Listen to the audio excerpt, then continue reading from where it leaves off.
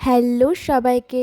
সরস্বতী পুজোর ঠিক একদিন পরে আমরা আমাদের টিম নিয়ে বেরিয়ে পড়লাম তারাপীঠ শান্তিনিকেতন ট্যুরের উদ্দেশ্যে। সকালবেলায় 5:36-এর ট্রেন ধরে আমরা চলে এলাম জিয়াগঞ্জ স্টেশনে।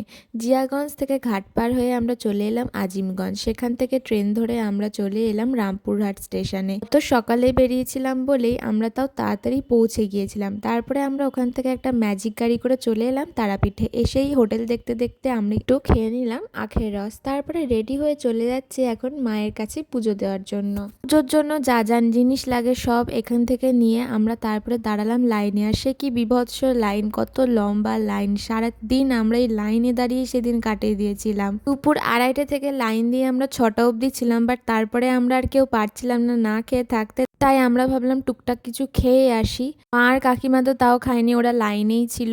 আমি একটু ধোসা খেয়ে নিলাম। তারপরে এসে আবার অনেকক্ষণ লাইনে দাঁড়িয়ে মায়ের দর্শন পেলাম। তারাপীঠে এসে আমি ফার্স্ট এই চ্যানেলে আমার ভ্লগ দেওয়া শুরু করি। আবার তারাপীঠে আসা ঠিক একদিন আগেই আমার চ্যানেলে 1000টা সাবস্ক্রাইবার হয়ে গেছে 1.5 বছরের মধ্যে। তারপরে আমরা নিজেরাই চাল, আলু, মাংস কিনে রান্না করতে দিয়ে এসেছিলাম। আর রাতে আমাদের মেনু ছিল এইটা। তো আজকের মতো বাই বাই।